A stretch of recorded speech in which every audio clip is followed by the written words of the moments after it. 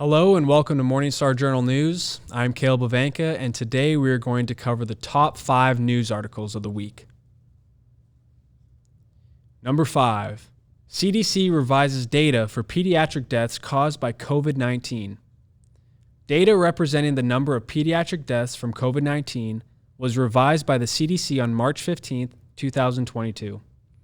A footnote on their COVID data tracker site states it was due to a, quote, coding logic error, end quote. The number of pediatric deaths reported was reduced by nearly 24%. The agency also lowered the number of total deaths from COVID-19 by approximately 70,000.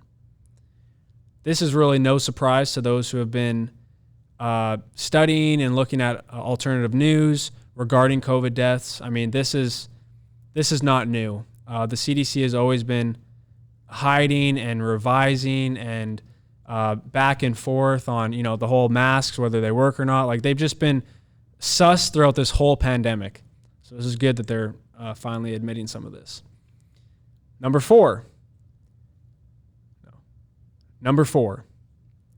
Feminists protesting Leah Thomas feel disenfranchised by Democrats. A group of feminists protesting transgender swimmer Leah Thomas outside the women's NCAA swimming championships told Fox News they walked away from the Democratic Party. Amy E. Sousa, one of the leaders and a self-described radical feminist, said, quote, "With the whole Biden election, I began to feel more and more disenfranchised from Democrats. I began to feel more and more that they did not represent my beliefs or my views," end quote. Well, Amy, the Democrats, they don't stand for anything. And actually, they stand for everything. Let's say that. They stand for everything. Therefore, they don't stand for anything. I think more and more people like Amy are awakening to the empty promises and the perverse views of the Democratic Party, and they're going to start leaving in waves. Number 3. Zielinski bans opposition parties in Ukraine. Ukraine's President Zielinski banned Ukraine's main opposition party and 10 others by decree. The parties have been considered Eurosceptic, anti-liberal, or pro-Russian by Zielinski's government.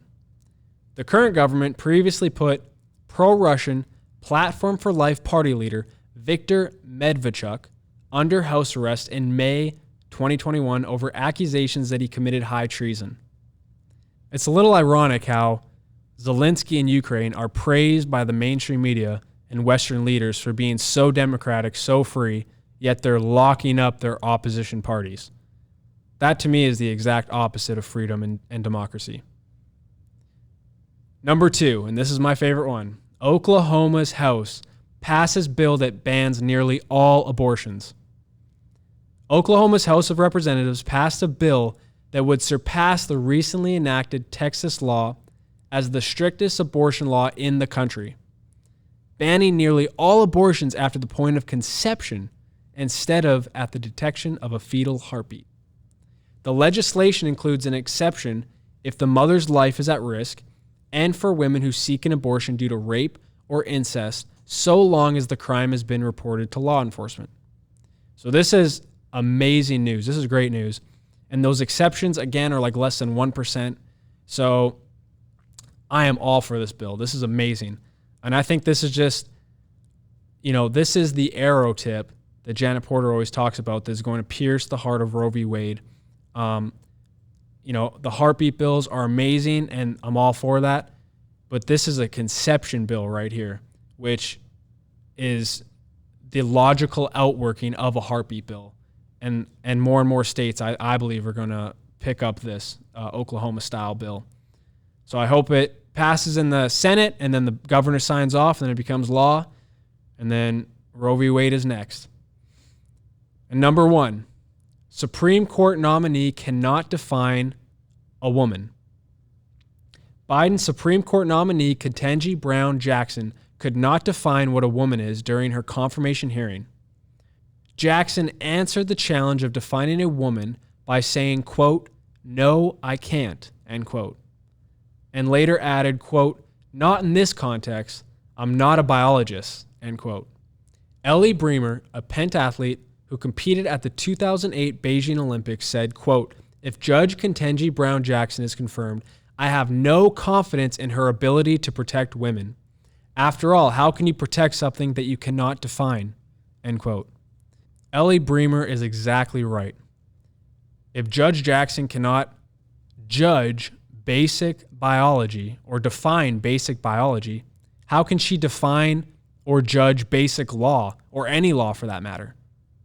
We need to hope and pray that this judge does not get a seat on the most powerful court in the country. Well, that will wrap up our weekly news roundup. I hope you all enjoyed. If you wish to stay informed, you can go ahead and visit our website at morningstarjournal.com. If you wish to follow us on social media, we have accounts on Facebook, Instagram, Getter, Telegram, and it's just at Morningstar Journal News. You can subscribe to our YouTube channel and Rumble page, again at Morningstar Journal News. Thank you all for watching, and stay tuned for next week's News Roundup.